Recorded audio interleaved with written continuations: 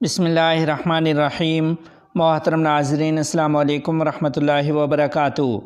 قائد جمعیت مولانا فضل الرحمان صاحب دامت برکاتہم العالیہ کی معروف روحانی شخصیت حضرت مولانا پیر ذوالفقار احمد نقشبندی صاحب دامت برکاتہم العالیہ سے ملاقات۔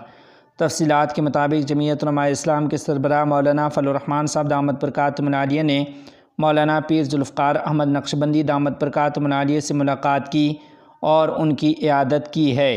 اس موقع پر قائد جمعیت کے ہمراہ جمعیت علماء اسلام پنجاب کے سیکرٹری جنرل حافظ نصیر احمد احرار، صوبائی ترجمان حافظ غضنفر عزیز، حاجی منظور آفریدی، طارق خان بلوچ، ضلعی سیکرٹری جنرل حافظ عبدالرحمان اور دیگر بھی ہمراہ تھے۔ تبلیغی جماعت پاکستان کے امیر مولانا نذر الرحمان صاحب ان دنوں خاصے علیل ہیں۔ تمام احباب سے ان کے لیے دعائے صحت کی اپیل ہے۔ اسی طرح بنگلہ دیش خلافت مجلس اور حفاظت اسلامی بنگلہ دیش کے مرکزی سیکرٹری جنرل اور ڈھاکہ میٹروپولیٹن کے امیر شیخ الحدیث مولانا محمد مامون الحق صاحب بھی بیمار ہیں اور دارالحکومت ڈھاکہ کے ایک نجی ہسپتال میں داخل ہیں۔ معلوم ہوا ہے کہ وہ گردوں کے مرض میں مبتلا ہیں اور پیر کو ان کی حالت خراب ہونے پر انہیں ہسپتال میں داخل کرایا گیا تھا۔ دریں اثنا مولانا مامون الحق صاحب کے اہل خانہ اور پارٹی رہنماؤں نے تمام مسلمانوں سے ان کی صحت یابی کے لیے دعاؤں کی اپیل کی ہے۔ حفاظت اسلام بنگلہ دیش نے ہندوستان کے ہائی کمشنر کو ایک میمورنڈم دے کر بنگلہ دیش کے اندر ہندوستانی انٹیلیجنس نیٹ ورک کی ہر قسم کی مداخلت بند کرنے اور مختلف ہندوستانی چینلز پر بنگلہ دیش کے بارے میں جھوٹ اور جارحانہ رویہ بند کرنے کا مطالبہ کیا ہے۔ یہ میمورنڈم چاٹگام ڈسٹرکٹ کمشنر کے ذریعے دیا گیا۔ اس پروگرام کا اہتمام پیر 2 دسمبر کو حفاظت اسلام چاٹگام میٹروپولیٹن کمیٹی نے کیا تھا۔ میمورنڈم حوالے کرنے سے قبل جمعیت الفلاح میدان میں احتجاجی ریلی نکالی گئی، جس کی صدارت مرکزی نائب امیر مولانا ایوب بابو نگری نے کی۔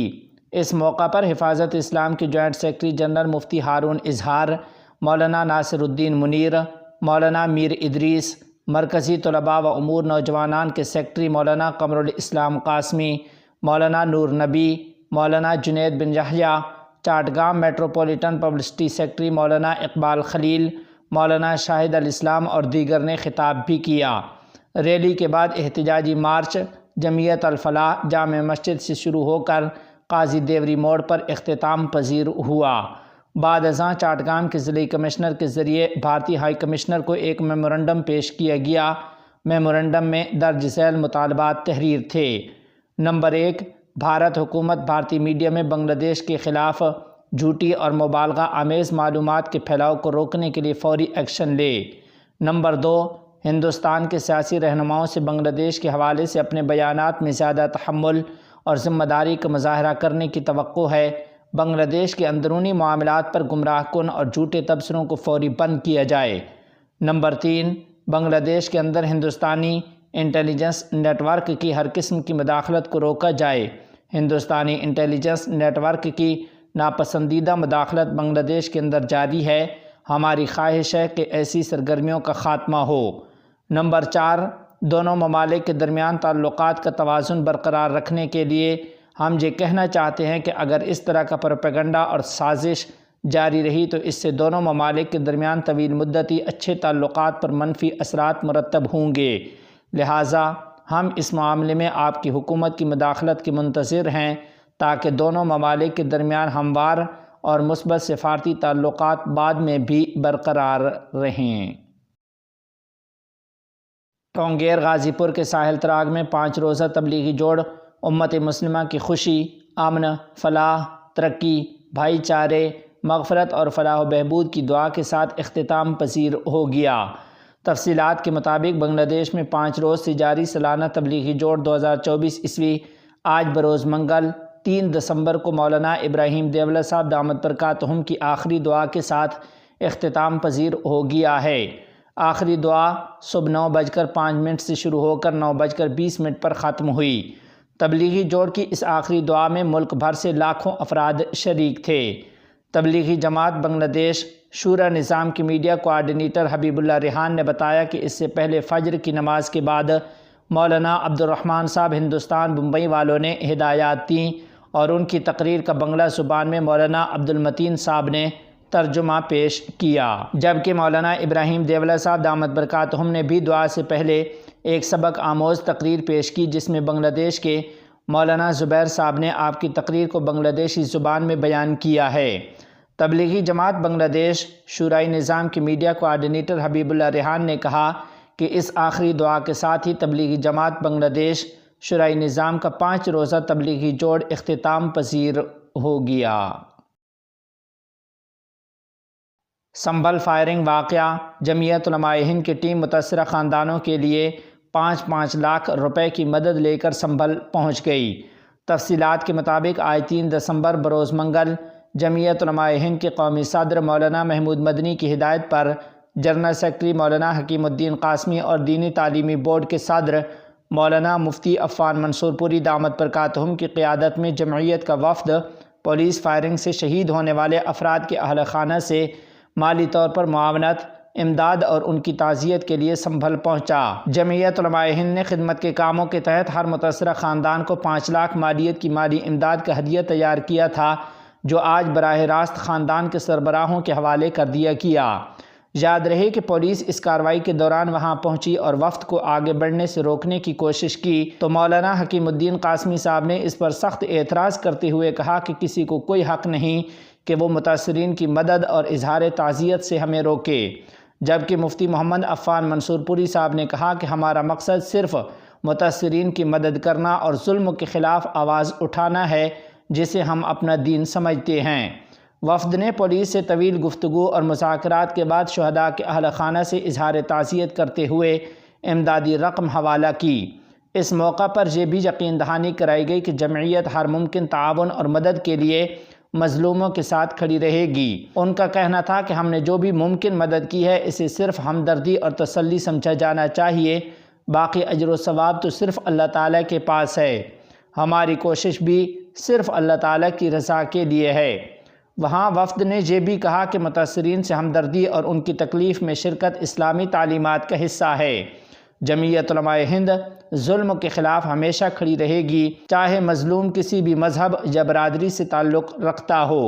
یہ وفد مولانا حکیم الدین قاسمی، مولانا مفتی محمد عفان منصور پوری، مولانا علاء الدین مظاہری، حافظ شاہد، مولانا ندیم قاسمی، مولانا دلدار، مولانا عمران، مولانا عبدالغفور اور مولانا اظہر قاسمی سمیت دیگر علماء پر مشتمل تھا۔ المرکز الاسلامی بنگلہ دیش کے زیر اہتمام AF ہسپتال میں افغانستان سے تعلق رکھنے والے شہریوں کے لیے مفت ہونٹوں اور دیگر بیماریوں کا علاج جاری ہے۔ اس درمیان افغانستان کے وزیر برائے مائنز اینڈ پیٹرولیم مولوی شہاب الدین دلاور نے وفد کے ہمراہ بنگلہ دیش کا دورہ کیا۔ انہوں نے سب سے پہلے المرکز الاسلامی بنگلہ دیش کا شکریہ ادا کیا اور کہا کہ ہم آپ بنگلہ دیش بھائیوں کا یہ احسان کبھی نہیں بھولیں گے۔ دوسری طرف المرکز الاسلامی کے سرپرست مولانا شاہد الاسلام نے کہا کہ یہ ملک آپ کا ہے، ہم آپ کے بھائی ہیں اور یہ ہسپتال بھی آپ کا ہے۔ انہوں نے مزید کہا کہ جب کوئی مسلمان کسی غیر مسلم، کافر، عیسائی یا کسی دوسری کافر کی مدد کرتا ہے تو یہ احسان ہو سکتا ہے، لیکن اگر کوئی مسلمان کسی مسلمان کے ساتھ تعاون کرے تو یہ احسان نہیں ہے، بلکہ یہ دوسرے مسلمان بھائی کا حق ہے۔ آپ ہمارے بھائی ہیں۔ مزید کہا کہ بنگلہ دیشی بھائی انشاءاللہ ہمیشہ آپ کے شانہ بشانہ کھڑے رہیں گے۔ مسجد اقصیٰ کے طرز پر ایک نئی مسجد کی تعمیر مکمل۔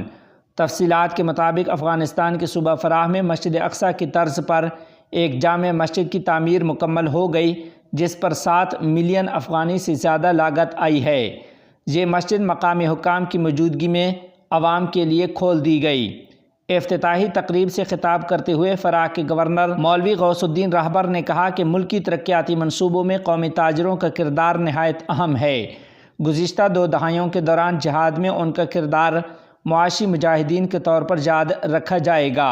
بران رحمت فلاحی تنظیم کے نمائندے استاد فرید احمد احساس نے تقریب میں بتایا کہ یہ مسجد ان کی تنظیم کے تعاون سے 1 سال کی مدت میں مسجد اقصیٰ کے ڈیزائن کے مطابق تعمیر کی گئی ہے۔ علاقے کے عمائدین نے اس مسجد کو تاریخی اہمیت کا حامل قرار دیتے ہوئے کہا کہ یہ نہ صرف مسجد اقصیٰ کی یاد تازہ کرے گی بلکہ عوام کے دینی شعور اور عبادات کے لیے بھی فائدہ مند ثابت ہوگی۔ یاد رہے کہ اس مسجد میں ایک وقت میں 300 افراد کی نماز پڑھنے کی گنجائش ہے۔ وزیر امور و آبادکاری مہاجرین سے چینی سفیر کی ملاقات۔ تفصیلات کے مطابق وزیر امور و آبادکاری مہاجرین الحاج خلیل الرحمن حقانی سے افغانستان میں چین کے سفیر یو شینگ نے ملاقات کی ہے۔ اس ملاقات میں چین سے 100 ملین مالیت کے عطیہ کردہ سامان کی دوسری کھیپ کی منتقلی پر تبادلہ خیال کیا گیا۔ معلومات کے مطابق وزیر امور و آبادکاری مہاجرین خلیل الرحمن حقانی نے مذکورہ امداد پر ان کا شکریہ ادا کیا۔ اس موقع پر افغانستان میں چین کے سفیر نے کہا کہ امدادی سامان کی دوسری کھیپ کی تکنیکی کام مکمل اور اسے رواں ماہ کے آخر میں منتقل کر دیا جائے گا۔ واضح رہے کہ اس ملاقات میں دونوں فریق نے مہاجرین کے مسائل کو بہتر طریقے سے حل کرنے کے لیے ایک دوسرے کے ساتھ ہم آہنگی اور تعاون پر زور دیا ہے۔ شامی جان بازوں نے بشار القلب کے محل پر قبضہ کر کے اپنا پرچم لہرا دیا۔ عالمی خبر رساں ادارے کے مطابق روسی اور شامی فورسز کی فضائی بمباری کے باوجود حلب میں شامی جان بازوں کی پیش قدمی جاری ہے۔ آج جان بازوں نے بشار القلب کی رہائش گاہ پر قبضہ کر کے اپنا پرچم لہرا دیا اور اس فتح کی تصاویر سوشل میڈیا پر بھی وائرل کی گئی ہیں۔ دوسری جانب امریکہ سمیت عالمی قوتوں اور کچھ مسلم ممالک نے بھی کشیدگی کے فوری خاتمے پر زور دیا ہے، جبکہ اقوام متحدہ کی سلامتی کونسل کا ہنگامی اجلاس بھی طلب کر لیا گیا ہے۔ اس ساری صورتحال کے درمیان ایرانی وزیر خارجہ نے ترک وزیر خارجہ سے ملاقات کی۔